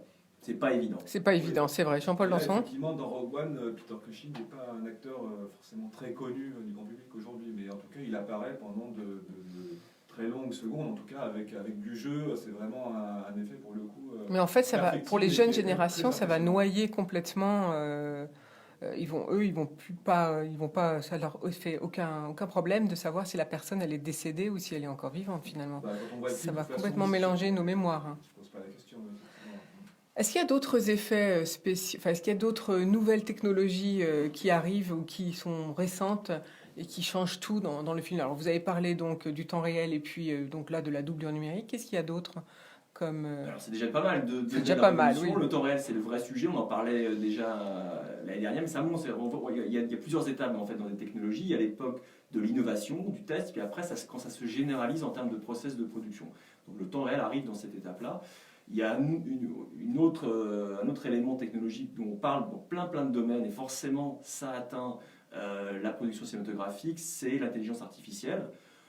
On n'en parle pas cette année parce qu'on pense que c'est encore un petit peu tôt pour proposer des choses intéressantes, mais il est vrai qu'on commence à l'utiliser dans des processus d'itération, c'est-à-dire qu'on répète un certain nombre de tâches dans une production, ça permet d'aller simplement plus vite. Donc aujourd'hui, l'intelligence artificielle est utile pour accélérer certains processus de fabrication, notamment de l'animation. On est vraiment au tout début, mais je suis certain qu'on y reviendra évidemment. Alors, donc pour revenir toujours à la partie professionnelle, les masterclass, John Knowles, c'est le vendredi 1er février. Donc lui, il reviendra sur sa carrière. Alors je rappelle qu'il a fait Star Wars, bien sûr, Pirates des Caraïbes, Star Trek, Hugo Cabret, enfin plein d'autres films. Et donc suivi, on vient d'en parler, par la projection de Rogue One. Alors samedi, il y a une autre avant-première. Alors là, c'est plus les enfants, Jean-Paul Lançon. Oui, alors on a un peu notre rendez-vous chaque année, on a un rendez-vous traditionnel, une avant-première plus axée effectivement famille. Et donc là, on aura le plaisir de vous présenter donc, l'avant-première de Dragon 3, Le Monde Caché, qui est donc le 3e volet de cette trilogie. Voilà, une franchise qui a eu énormément de succès public. Et on va accueillir à la suite de cette projection l'équipe de DreamWorks, DreamWorks Animation, avec Christophe Serrand, en fait, qui est une grande figure de l'animation numérique, qui viendra expliquer en gros comment s'est fabriqué le film. Donc voilà, c'est vraiment pour tous une sorte de making-of, si vous voulez. Voilà. Alors donc voilà, donc jeudi, vendredi professionnel, samedi, dimanche grand public. Et alors pour samedi, vous nous réservez, moi c'est un de mes films préférés, c'est les 20 ans de Matrix. Oui. Donc la série Matrix, je suppose qu'on va pouvoir voir toute la série ou vous avez choisi... On aurait aimé, mais ça aurait été trop long. On va passer le premier. Et d'ailleurs, on va bénéficier d'une version remasterisée, 4K, de toute beauté. Je pense que personne l'a vu dans cette qualité, parce que le film va ressortir, je crois, seulement en avril. Donc, voilà. Moi, je conseille d'aller voir les films au Centre des Arts, parce qu'en plus, il y a un écran gigantesque. Et c'est fantastique, parce qu'on a vraiment l'impression d'être plongé dans le film, tellement on est proche de l'écran. Voilà, tout à fait, oui. Techniquement, on a un écran de 12 mètres de base, donc c'est assez confortable.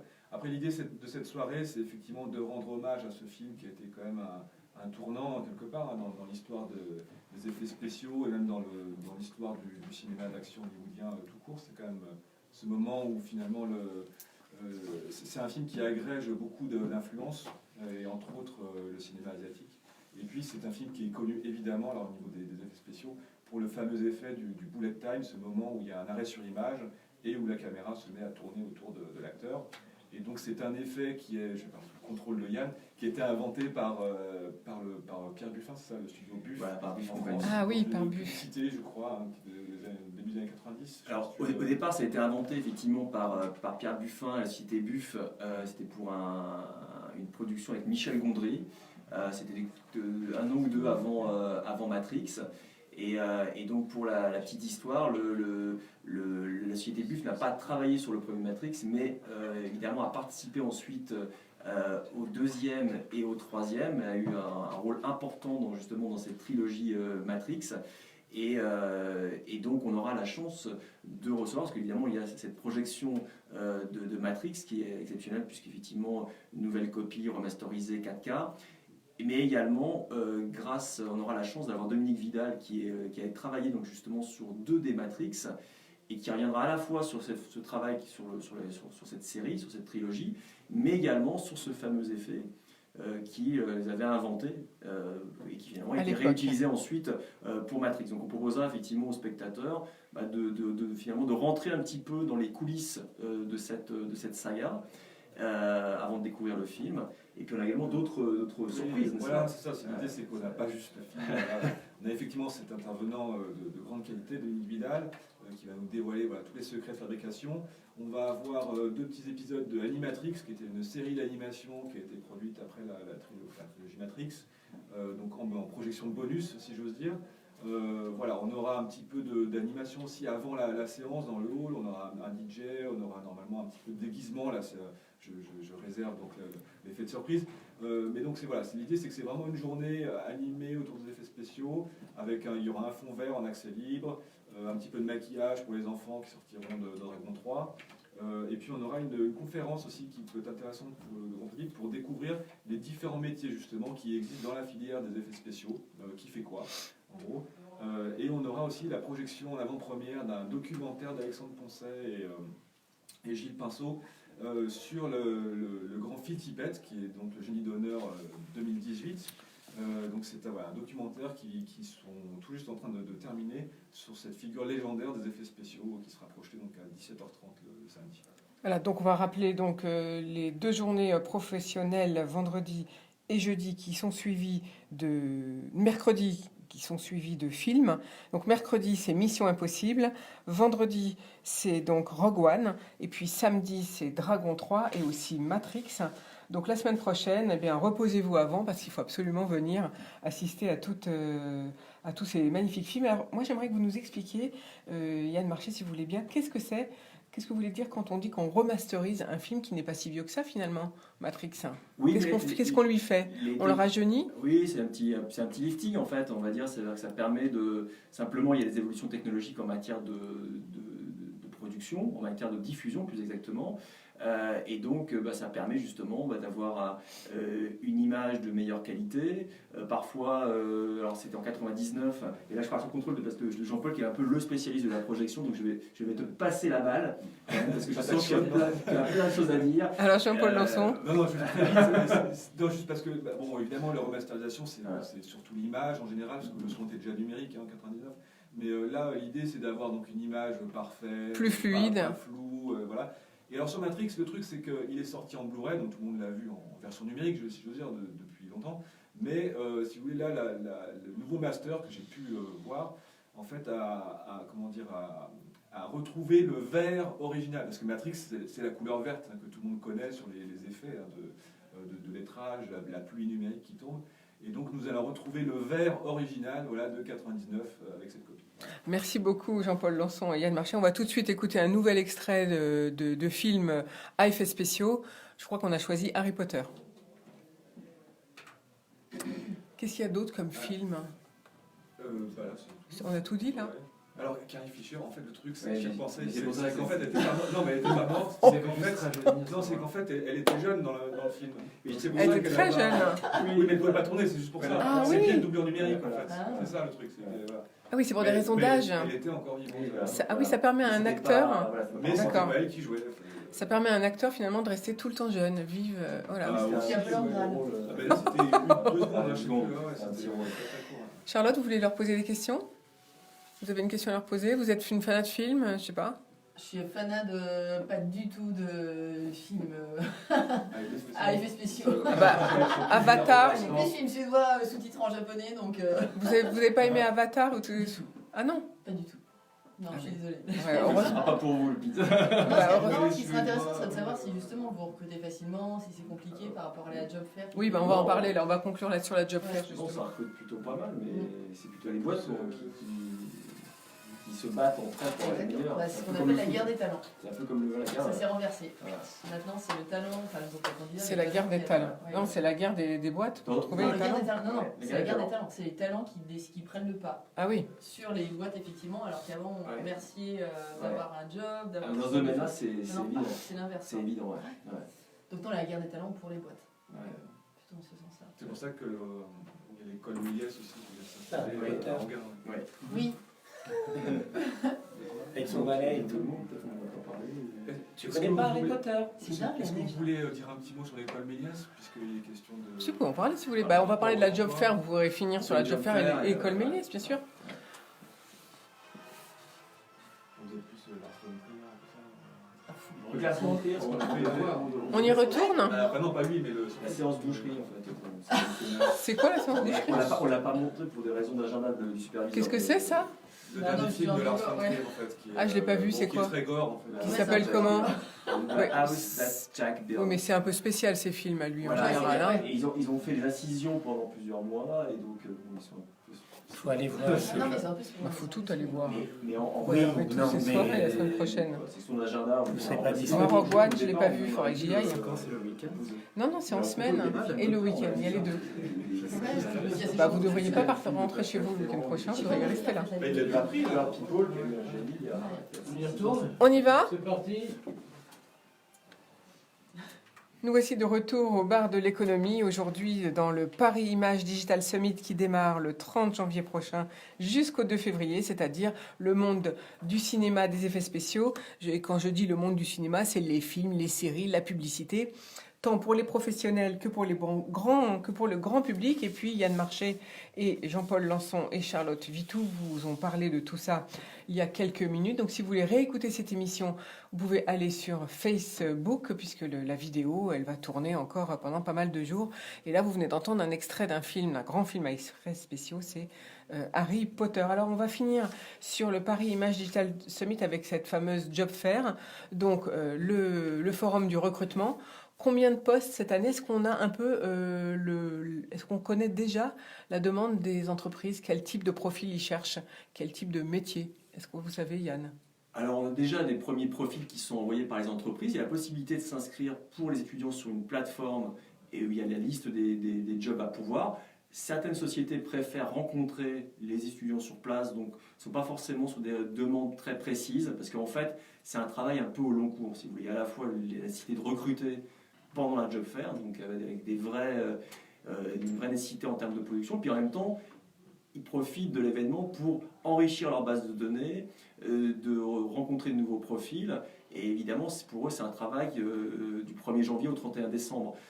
Voilà, donc après, les profils où on cherche à recruter, finalement, il y en a beaucoup dans l'animation. Parce qu'il faut savoir qu'aujourd'hui, sur l'animation, on est toujours sur des croissances à 2 chiffres en termes d'activité et en termes d'emploi. C'est une bonne chose pour la France, oui. On voit que l'année dernière, on a 15% d'emplois en plus. Donc c'est pour vous donner une petite idée. Et on est à peu près aujourd'hui sur 8000 personnes qui travaillent dans ce secteur. Et ça va continuer à augmenter parce que... Donc l'animation, c'est la première recherche des recruteurs? Oui, des sociétés d'animation. Donc à la fois des postes créatifs, mais également des postes techniques comme ce qu'on appelle les TD, Technical Director, dans différents domaines. Parce qu'évidemment, c'est des très très très grosses machines. C'est des fois 200, 300, 400 personnes qui travaillent sur une production. Donc il faut des gens qui puissent manager ces équipes, qui puissent organiser les processus de fabrication, les processus techniques. Et donc on recherche à la fois des très grands talents sur le plan visuel, mais également des techniciens pointus, des ingénieurs. Des ingénieurs. Et donc, qu'est-ce qu'on leur demande à ces candidats? Vous avez une idée? Il faut une formation spécifique ou est-ce qu'il y en a qui acceptent de former? Alors, il faut évidemment mieux avoir une formation. On a la chance d'avoir de très très belles écoles d'animation en France. Et d'ailleurs, c'est pour ça que c'est aussi dynamique dans ce secteur, et notamment pendant la Job Fair, et pourquoi les entreprises étrangères viennent en France pour recruter, non seulement pendant notre événement, mais également ils font le tour des écoles. Alors, quelles écoles vous pensez? Parce que je pense qu'il y a beaucoup de jeunes qui seraient intéressés par connaître quelques noms d'écoles. Alors, pour prendre les écoles franciliennes, il y a l'école Georges Méliès. L'école Georges Méliès va d'ailleurs très prochainement s'installer en partie à Enghien-les-Bains pour monter une formation solidaire, c'est une formation gratuite. Parce qu'il faut savoir que ces écoles-là, parfois, coûtent un peu cher.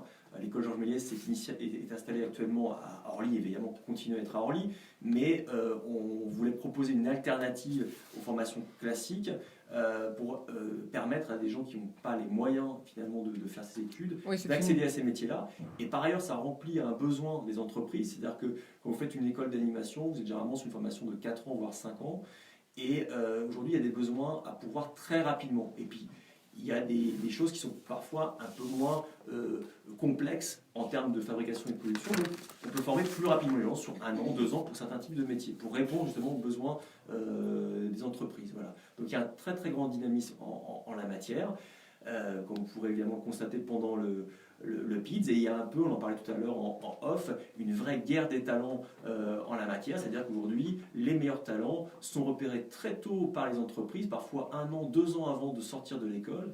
Et hop, on essaye de les embaucher parce qu'on dit celui-là, il faut absolument que je l'aie. Donc il y a une vraie bataille, aussi bien sur le territoire français que sur le territoire international. Et donc tout ça est très galvanisant finalement. Oui, c'est bien. Donc si vous cherchez un job, si ce métier, ce domaine vous passionne, eh bien, venez vite au PIDS. Alors, on va rappeler la date de la Job Fair. C'est quand? Alors, jeudi 31 janvier et vendredi 1er février. Toutes les infos sont sur le site Paris Image Digital Summit, à la fois pour prendre votre accréditation ou pour vous inscrire à la Job Fair. La Job Fair, par ailleurs, est gratuite, donc c'est pas obligé de s'inscrire pour les conférences, mais c'est quand même vivement recommandé si vous voulez travailler dans ce métier-là. Et puis toutes les infos évidemment sur la programmation, notamment la programmation. Voilà, faut aller voir sur, public. Voilà, faut aller sur internet et voir comme d'habitude sur la plateforme. Merci beaucoup Yann Marché et Jean-Paul Lançon d'être venus nous parler de ça. C'est passionnant ce matin. On va faire une nouvelle pause musicale et puis ensuite on va passer la parole à Charlotte Vitou. Voilà. Voilà, merci beaucoup. Jean-Paul, vous êtes super pressé. Faut quel bac pour l'école de Georges Méliès? Franchement, c'est très variable. Ouais, je pense que ça Et- peut Mon être. fils, il veut faire ça, justement. Souvent, c'est pas mauvais les gens qui ont fait un bac plutôt scientifique, mais il faut en même temps des qualités artistiques. Bah oui. STMG, c'est bon. Mais est-ce qu'il sait dessiner, il sait... Ah bah. Mais qu'est-ce qu'il veut faire dans ces métiers-là? Non, mais lui, il a fait, je t'avais dit, j'ai fait des stages de monteur truquiste, déjà. Ouais, faut vraiment tout de suite. À la base, j'ai fait des stages. Oui, mais comme les métiers sont très variés, parce que là on parlait de l'animation, il y a plein d'autres métiers. Oui, justement, lui, c'est... Et qu'est-ce qu'il y a d'autre? Vous avez parlé de l'école Méliès, mais qu'est-ce qu'il y a d'autre comme école? Ah, moi, il y a Lisa, les Gobelins. Voilà. Lisa, les Gobelins. Ah ouais. Les Merci Gobelins, les beaucoup. Miguel. On va passer à... Alors à bientôt, merci. À bientôt, merci. Si vous voulez un petit café, Pierre veut vous le faire. Non, c'est bon, ça va, c'est gentil. Ça va? Merci beaucoup. Vous oubliez pas le bouton de déverrouillage, il sait Jean-Paul, de la porte. Ok, merci. À bientôt. Et Yann, je compte sur vous pour une ou deux entreprises la semaine prochaine. Oui, je m'occupe Hein, de fois. je vous ai appelé hier, donc vous avez mon téléphone. Ouais, c'est bon, j'ai tout ça. Ok. Merci. Ah, en fait, c'est bien l'école Georges Méliès qu'ils étaient. Ouais, oui, mais ça va être l'école de la seconde chance. Alors ça va être très... Il y a peu d'élèves et une grosse sélection. Ah ouais, d'accord. Ah oui. Charlotte, revenez par là. Oui, c'est mieux quand même. On va pas parler à 3 Ça peut kilomètres. Voilà. c'est ouvert. Vous voulez que je mette là? Comme vous voulez. Moi, la caméra prend les deux, donc... Ça va pour le micro. Allez. Voilà, mettez-vous là. T'as fini? Qu'est-ce que c'est là, Ouais, Harry Potter? C'est quoi comme Là, Philippe? c'est Star Wars. C'est Star Wars, d'accord. Allez, on y revient. Moi, c'est bon, on a tout notre temps, on va faire d'autres extraits musicaux. Nous voici de retour au bar de l'économie. Aujourd'hui, nous parlons cinéma, effets spéciaux et talents, et jeunes talents. Et donc, eh bien là, je suis en compagnie de Charlotte Vitou, qui est directrice générale d'Aquent. On connaît peut-être pas bien Aquent, pourtant c'est une entreprise qui existe depuis plus de 20 ans en France. Expliquez-nous ce que fait cette société et d'où elle vient. Alors, Aquent vient des États-Unis, puisqu'on a été fondé il y a 30 ans maintenant à Boston par donc des diplômés d'Harvard. Donc depuis 30 ans aux États-Unis et depuis 20 ans en France, notamment en Île-de-France. Et on a une présence notamment aussi en Europe, à Londres et Amsterdam. Et donc c'est une agence de recrutement, donc un cabinet de recrutement qui est spécialisé sur toutes les fonctions dont on parlait tout à l'heure. Oui, vous avez une fonction très spécifique. Exactement, on est vraiment expert sur tous les métiers, marketing, communication, création, tech, data, design. Voilà. Alors justement, avec vous, l'avantage, c'est qu'on peut parler des métiers. On est en pleine révolution industrielle, à nouveau. Ça, je vous le dis tous les jours presque au micro. Donc il y a les nouveaux métiers et il y a les anciens métiers. Alors quels sont les anciens métiers? On va commencer par ceux-là qui ont la cote. Et puis après, on parlera des nouveaux métiers. Oui. Alors, comme vous le dites, on est en révolution industrielle. C'est une révolution digitale, en fait. Donc on parle souvent de révolution digitale, de transformation digitale. Il ne faut pas avoir peur de le dire, donc c'est bien que vous le répétiez chaque jour, que ce soit pour vos auditeurs ou même nous auprès de nos clients, qui sont plutôt donc des employeurs, donc des acteurs du CAC 40, des GAFA. Et à ce sujet-là, on en parle beaucoup, mais parfois on en fait peu. Donc il y a beaucoup de déclaratifs aussi de la part de certaines entreprises, mais il faut désacraliser un petit peu la révolution industrielle et cette révolution digitale. Donc oui, elle existe, et en revanche, elle est intéressante parce qu'il faut justement ne pas en avoir peur. Il faut être très pédagogique, typiquement une émission comme aujourd'hui, aller voir des professionnels et pour vraiment comprendre et se dire quels seront les métiers de demain, notamment dans le digital. Donc ce que vous voulez dire, c'est que finalement les entreprises, elles ne franchissent pas forcément le pas. On en parle beaucoup, mais c'est pas pour autant que dans la réalité ça se passe. C'est ça que vous voulez dire? Exactement, c'est-à-dire qu'il faut faire attention ce que j'appelle aux effets de manche. Et après, il faut voir aussi de façon très pragmatique comment se déroulent vraiment les choses. Donc attention au discours, aux très beaux discours, aux très grands discours. Après, ce qui est intéressant pour des talents, qu'ils soient jeunes ou en reconversion, c'est de vraiment aller creuser les choses et de vraiment se demander qu'est-ce qui est fait en termes de digital. Voilà, est-ce que c'est une squad et est-ce que finalement ça concerne une petite équipe de 5 personnes pour un groupe du CAC 40, donc ce qui sera très peu, ou est-ce qu'il y a de vraies volontés de la part de la direction générale en termes justement de recrutement, d'investissement et de vraies transformations. Donc la transformation, elle ne sera pas que parisienne, elle ne sera pas que dans notre microcosme, et il va falloir que la transformation concerne les entreprises, concerne les usines de production, il concerne tous les salariés et nous tous en fait, et tous les citoyens. Donc ça va encore prendre du temps, même si ça va beaucoup plus vite que les autres révolutions. Donc là, cette année, vous voyez un vrai changement, enfin cette année 2018-2019, vous voyez un vrai Je changement? trouve, on voit un vrai changement, notamment sur tous les postes de la data. On a commencé un petit peu à les aborder tout à l'heure, mais tous les postes de data steward, data storyteller, data analyst, data scientist, tous ces Oui, postes. alors là, vous allez nous définir un petit peu ces postes Ouais. dans quelques minutes. On va revenir sur l'économie actuelle et les métiers qui sont donc les talents que l'on recherche. Qu'est-ce qu'elles recherchent, les entreprises, en ce moment dans les anciens, j'allais dire, Ouais. dans les métiers classiques? Dans les métiers classiques, alors les postes de RP, donc relations presse, relations publiques, sont des postes qui sont toujours, qui fonctionnent toujours très bien. Voilà, ça existe toujours. Il y a évidemment toujours des journalistes qui sont en quête de contenu, en quête d'information, en quête de chiffres et d'infographie. Donc ce sont des jobs qui fonctionnent toujours très bien. Des postes aussi, des postes de création, même création print, donc par exemple sur des packs, sur des packaging, fonctionnent toujours très bien. On va toujours dans les magasins acheter nos produits dans les retail, les retailers en fait. Donc Les revendeurs, ça veut dire? Exactement, donc on a toujours besoin d'acheter sa crème qui est dans un packaging, on a toujours besoin de voir un merchandising, donc une belle vitrine, etc. Donc ça, ce sont des postes, anciens postes entre guillemets, mais qui fonctionnent toujours. Forcément, il faut toujours donner l'envie d'acheter, ça ne partira Exactement. jamais. Le monde n'est pas complètement virtuel. Voilà, heureusement. Donc il y a encore une vraie vie. D'ailleurs, on était contents, vous avez entendu dans les infos d'aujourd'hui, hein, l'hôtel complètement géré par des robots, Ouais. c'est fini. Ça C'est l'humain qui exactement, reprend ouais. la main.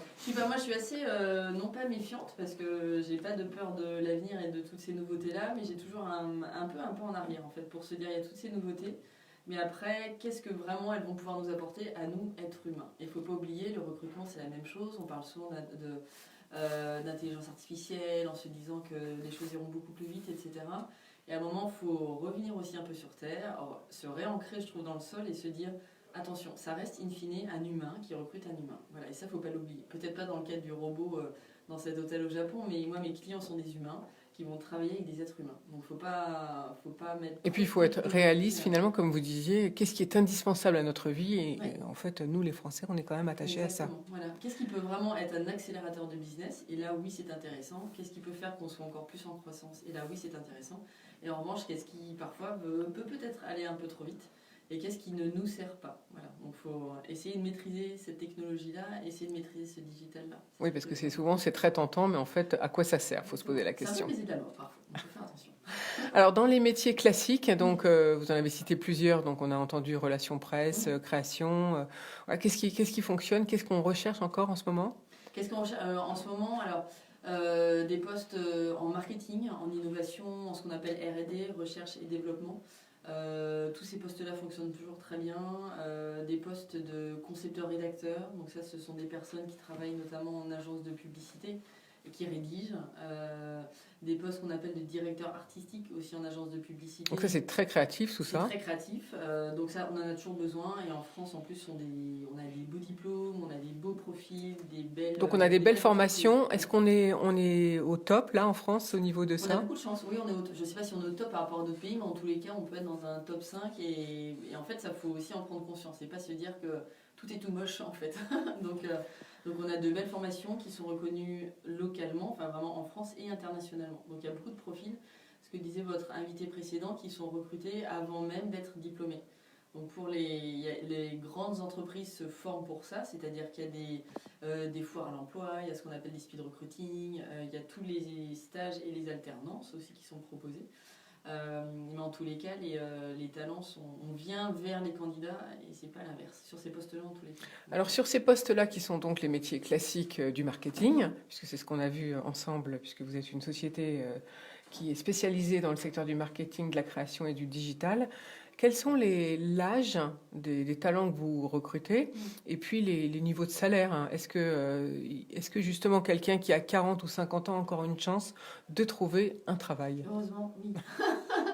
Heureusement.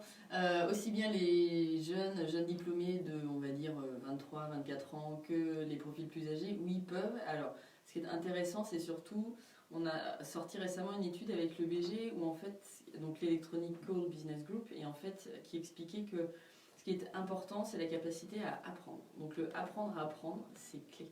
Donc en fait, si les talents, enfin si même nous tous, on peut avoir ça en tête et cette notion de se dire non, j'ai un niveau de connaissance, mais rien n'est acquis. Il faut que je sois toujours toujours en mouvement et que mon cerveau soit toujours en activité finalement. C'est ce qui, je pense, pourra peut-être nous garder un peu jeunes et un peu plus verts. Mais donc, on peut avoir des profils juniors hyper pointus, très bien formés, comme des profils, vous citiez 40-50 ans, qui peuvent être en reconversion et qui ont suivi des formations. Et les formations ne sont pas nécessairement des formations de 2 ans, 3 ans, parce que parfois, c'est pas facile non plus de se dire je me lance en formation quand vous avez une vie de famille ou même pas de vie de famille. Ça peut être un peu lourd en fait. Il y a des formations qui sont, je sais pas, 5 week-ends dans l'année, qui peuvent être de 200 heures. Ça peut suffire. Hein. Et ça peut suffire en fait. Donc c'est juste un premier pied à l'étrier aussi. Si on trouve que tout d'un coup se lancer dans une formation de 2 ans, 3 ans est beaucoup trop long. Même 6 mois d'affilée, voilà. Même 6 mois d'affilée, exactement. Après, il faut négocier des choses avec votre employeur, avec votre compagnon, ce qui n'est pas votre compagne, ce qui n'est pas toujours facile. Et puis s'organiser après à titre personnel. Donc, faut détendre un petit peu les choses et se dire que déjà à minima, le fait de faire l'effort d'une formation est quelque chose qui sera bien perçu par des recruteurs et par des employeurs. Donc, ça, c'est un joli espoir, je pense, pour tout le monde. Et puis surtout, comme vous l'avez dit, apprendre à apprendre toute sa vie, ça c'est très important. C'est la règle du marché économique finalement. Charlotte Vitou, je vous propose de faire une nouvelle plongée dans les effets spéciaux avec des musiques. Et on va faire une pause musicale avec X-Men. On aime X-Men. Moi j'adore, j'aime tous les films d'aventure et action. Tu vois, comme ça Non mais c'est très bien là, tout va bien. Tout va bien. Pourtant je peux parler beaucoup plus fort. Non, Mais... ça sert à rien. J'ai une petite voix, tiens, je vais dire à mon amour, il va être content. Alors j'ai vu que vous aviez déjà travaillé avec Aquen, vous en êtes parti pour revenir, c'est rare ce qu'on appelle ça. un recrutement boomerang.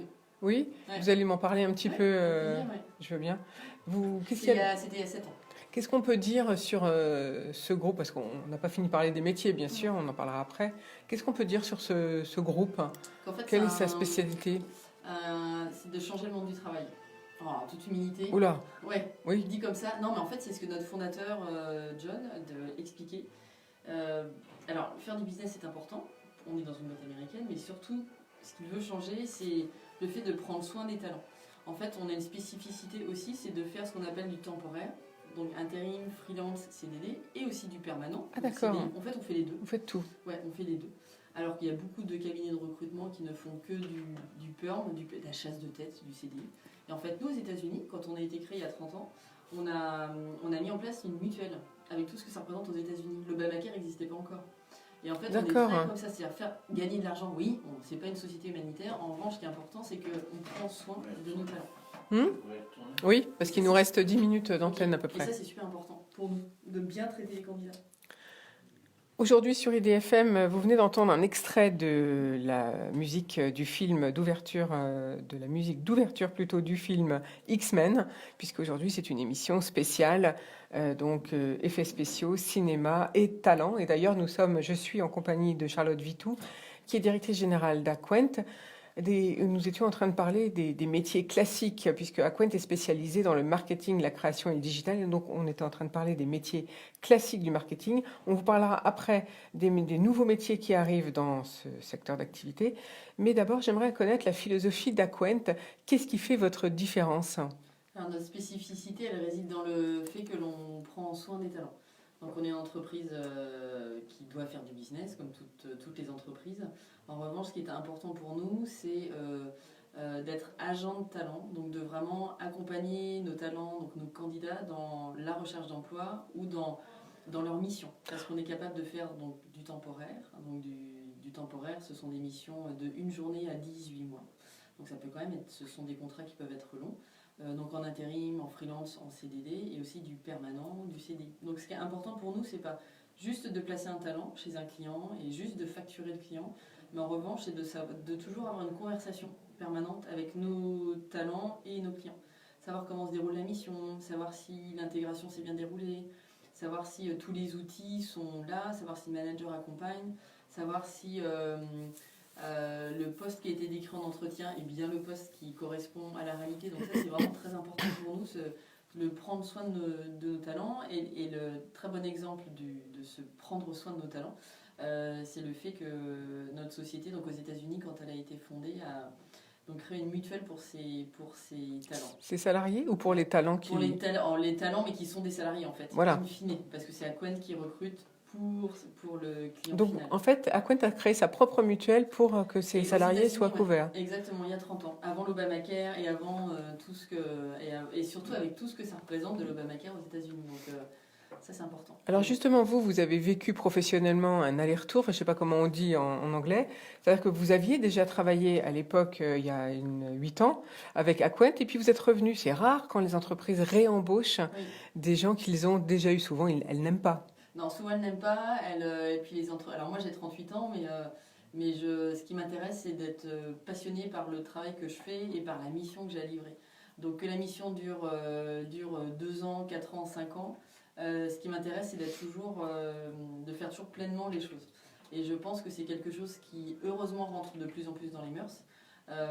Cette agilité-là et cette flexibilité-là. C'est-à-dire qu'on ne regarde plus maintenant si quelqu'un tous les 2 ans change d'emploi, ça ne vous dérange pas? Non, absolument pas. Et moi, je me pose même plus la question, en fait, en tant que chasseur de tête, on ne s'inquiète plus de ça. En revanche, ça ne veut pas dire que les profils qui sont 5 ans, 6 ans, 8 ans dans une société sont pour autant pas bons, pas pertinents ou pas agiles, parce que vous pouvez Moi, c'était mon cas chez Publicis, je suis restée presque 5 ans, et j'ai eu 3 postes en 5 ans. Voilà, donc j'ai eu 3 évolutions de postes. Donc ce qui est intéressant, ça rejoint ce qu'on disait sur l'apprendre à apprendre, mais ce qui est intéressant, c'est de voir la mobilité neuronale, j'allais dire, des talents, voir le fait de ne pas avoir peur d'un nouveau poste, le fait de se dire, on me propose une nouvelle mission, j'y vais ou j'y vais pas, allons-y, sans crainte en fait, parce que finalement, un job, surtout dans le digital, on l'apprend sur le terrain. Il y a des formations, on en reparlera peut-être après, mais en France, qui sont très reconnues localement et internationalement. Mais en revanche, c'est surtout un savoir-être qu'on recherche dans le digital. Ça va être des gens qui travaillent en équipe, ça va être des gens qui sont donc très communautaires dans le bon sens du terme, ça va être des gens qui donc, se forment en permanence et des gens qui sont dans un esprit de ce qu'on appelle test and learn, donc qui essayent, qui apprennent et qui ont des cycles comme ça d'apprentissage en fait, et qui essayent en groupe et qui finalement mettent et font avancer le projet si ça fonctionne bien. Et si ça fonctionne pas, c'est pas grave, on réessaye autre chose. Donc c'est en déséquilibre quasiment permanent, voilà, pour trouver un équilibre. Donc c'est assez lié au yoga tout ça. Mais Alors quels sont justement les nouveaux métiers du digital? Alors, les nouveaux métiers du digital, il y en a beaucoup. Enfin, dans le marketing, en tout cas. Dans le marketing, mais alors, si on parle du digital, ce sont vraiment tous les métiers autour de la data. Parce qu'on parle beaucoup de big data, de la révolution du big data. Amazon, qui est un acteur majeur, parle de l'or noir pour le big data, et ils ont tellement raison.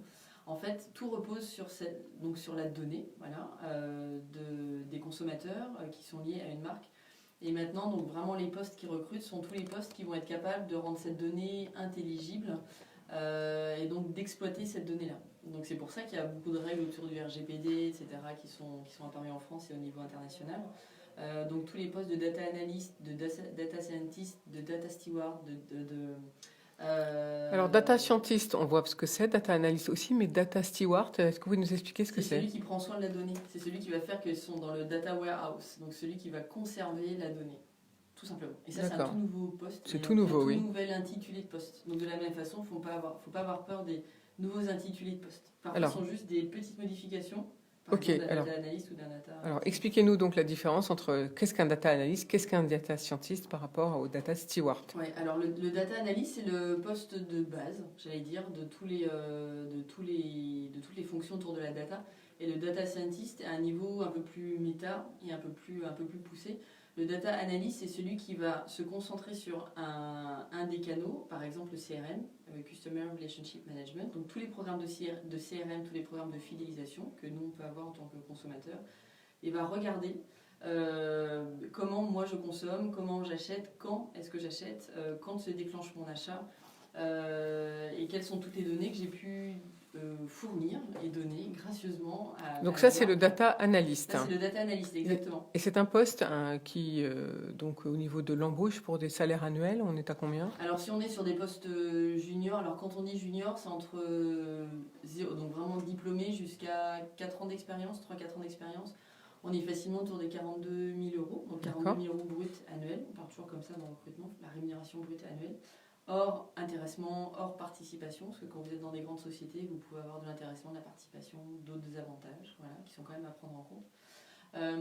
Et après, quand on est sur des profils de plus de 5 et 8 ans d'expérience, on peut être sur du 58-60 000 euros brut annuels. Voilà. D'accord. Très, très aisément, en tous les cas, dans le... Ça, c'est pour le data analyst. Alors ensuite, on passe à data scientist. Tout à fait. Qui, lui, est souvent le manager de l'équipe de data analyst et qui, lui, va prendre les décisions par rapport à tout le travail de données, toute la recherche de données qui aura pu être faite par les data analysts.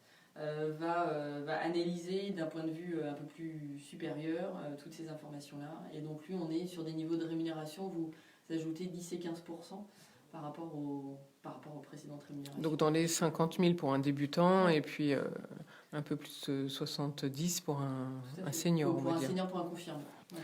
Est-ce que dans ces deux métiers-là, par exemple, on voit vraiment qu'il y a une prise en France dans les sociétés? Est-ce qu'elles commencent à s'y intéresser? Alors, elle commence pas seulement à s'y intéresser, elle s'y intéresse depuis quelques années. En revanche, on en parle beaucoup. Donc, il y a aussi toute une agitation, j'allais dire, autour de ces postes-là. Ça devient très à la mode. On parle de révolution industrielle, digitale, pardon, industrielle. Et on en parlait tout à l'heure. Et donc, ce sont des postes qui sont à la mode. Ce sont des postes qui existaient déjà, mais qui deviennent à la mode. En revanche, la difficulté, elle est sur le fait qu'on ne cherche plus des experts de cette data-là, mais on cherche à la fois des gens qui ont ce qu'on appelle les soft skills. Donc des gens qui ont le comportement et la bonne attitude pour prendre ces fonctions-là. C'est-à-dire pas juste des gens qui analysent la donnée, mais des gens qui vont aussi être des bons communicants en interne et qui vont être pédagogues aussi en interne par rapport à un directeur financier, par rapport à une direction marketing, par rapport aux équipes qui sont dans les usines de retraitement, ce genre de choses. Donc il y a une tension véritablement autour du recrutement des postes en data parce qu'on cherche à la fois des experts donc qui ont ce qu'on appelle les hard skills, vraiment les compétences techniques, mais qui en même temps ont les soft skills, donc ils sont aimables, souriants. Donc ça peut être quelqu'un à la limite qui est en reconversion peut très bien prendre un poste de ce type. Complètement, ouais, complètement. Il faut pas, et surtout, effectivement, je l'ai déjà dit tout à l'heure, mais j'insiste sur le fait qu'il ne faut pas se dire c'est réservé à des jeunes ou c'est réservé à une frange de la population. Non, tout le monde peut le faire en fait. Il ne faut pas hésiter à proposer sa candidature. Oui, parce qu'on a une formation. Hein. Parce que quand on est en recherche d'emploi, souvent et qu'on envoie son CV dans un cabinet de recrutement, on a souvent l'impression d'être un numéro en fait. Tout à fait. C'est quand même pas si facile que ça. Non, c'est pas facile. Alors après, en revanche, la difficulté, parfois les cabinets de recrutement et même les recruteurs qui sont chez les employeurs directement ne répondent pas. Parce qu'on peut avoir 200 candidatures sur un même poste et sur les 200 candidatures, il y en a 5 qui sont valables, qui répondent vraiment aux critères que l'on cherche. Après, on a quand même, heureusement, en tant que recruteur, une ouverture et une agilité. Celle que l'on cherche chez nos candidats, on l'a aussi chez nous. Donc même s'il n'y a pas pile poil exactement vraiment les compétences qui sont décrites dans le descriptif de poste et dans l'annonce, on est heureusement capable d'avoir une ouverture. Et heureusement, le fait de se dire, attendez, votre dernière expérience est pertinente, ne correspond pas exactement, mais justement ouvrons-nous aussi et est-ce que peut-être vous avez tellement envie, il y a tellement de motivation que finalement le job vous allez peut-être pouvoir le faire. Donc il ne faut pas non plus postuler n'importe comment parce que ça dessert aussi les candidats. Alors Charlotte Vitou, il nous reste 3 minutes d'antenne. Vous êtes directrice générale d'Aqwen. Alors dans les nouveaux métiers, quels sont les métiers phares en ce moment? Donc on parlait data analyst, data scientist, data steward. Ouais. Qu'est-ce qu'il y a d'autre? Qu'est-ce qu'on recherche? Qu'est-ce que les entreprises demandent en ce moment? Alors les métiers qui sont toujours recherchés sont les métiers de développeurs. Voilà, ça, il y a même des cabinets maintenant qui sont spécialisés sur ces postes-là. Donc là, c'est beaucoup plus informatique, technique. Exactement, plus IT. Mais ce sont des postes qui fonctionnent toujours, c'est-à-dire que vous ne serez jamais au chômage en étant développeur. Voilà, quelle que soit la techno que vous développez, vous ne serez jamais au chômage et vous serez chassé, et vous serez tiraillé par toutes les offres d'emploi. Donc c'est quand même une chance. Une bonne nouvelle, oui. Donc ça existe toujours. Après, on a tous les postes, ce qu'on appelle UX et UI, donc User Experience, qui sont des postes plus de designers en fait. Et qui sont aussi toujours des postes recherchés. En fait, les postes de user experience sont assez se préoccupent de l'expérience justement utilisateur. Donc savoir quel est le bon parcours utilisateur, quels sont les bons points de contact entre la marque et l'utilisateur, et faire que tout ça soit le plus cohérent possible pour que, in fine, le consommateur reste avec la marque. Soit fidèle. Soit fidèle et il développe son portefeuille avec cette marque-là. Donc ça, sont aussi des postes qui sont clairement en recherche. Et puis il y a tous les postes si on voit le niveau un peu plus senior, on parlait tout à l'heure des postes data, On a le Chief Data Officer, ensuite le Chief Digital Officer. Et toujours les postes de marketing fonctionnent effectivement, on en parlait, mais toujours bien. Mais vraiment les postes en tension et en vraie difficulté, c'est data, développeur. Ça peut être aussi même des postes de chef de projet digital. Un bon chef de projet digital, ça n'a l'air de rien, mais c'est quelque chose qui est très important. C'est juste, il peut être en agence de communication, il peut être en régie, il peut être chez l'annonceur, et avoir un bon chef de projet disponible tout de suite, immédiatement, pour une mission de 6 mois ou 9 mois, qui est bilingue par exemple, ça c'est compliqué. Alors quelqu'un qui recherche un job en ce moment, combien de temps il faut pour trouver ? Qu'est-ce qu'on peut dire ? Alors ça dépend du poste et ça dépend du profil. Moi je me souviens, j'avais un ami qui m'avait dit, tu sais, il faut 10 cas par mois.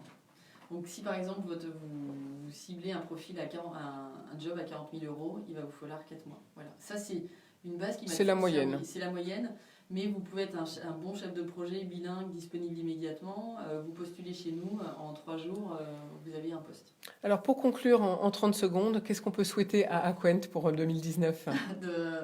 De continuer d'accompagner ses clients, de continuer de trouver des solutions pour ses clients et pour ses talents. Voilà. Est-ce que vous êtes en recherche de talents ? Est-ce qu'on peut faire un appel aussi aux talents qui n'hésitent pas à vous contacter ? En permanence sur le aquent.fr. Donc là, il faut s'inscrire directement. On n'a pas besoin de vous envoyer quoi que ce soit par courrier. Non, vous inscrivez directement sur notre site qui est une plateforme et vous vous intégrez. Voilà. Et on envoie son CV. Tout à fait. Et après, c'est vous qui nous recontactez. Exactement. Merci beaucoup Charlotte Vitou pour ces bonnes nouvelles. Je rappelle que vous êtes directrice générale d'Aquent, spécialisée dans les métiers du secteur marketing, création et digital. Donc si vous êtes en recherche d'emploi ou si vous êtes une entreprise qui recherche des talents, eh bien contactez-les. Ils sont là pour ça. Moi en tout cas, je vais vous souhaiter une très très belle journée. Je vous retrouve dès demain pour une nouvelle émission puisqu'on ne se quitte plus jusqu'à vendredi. À demain et très belle journée. Ah, je finis pile poil.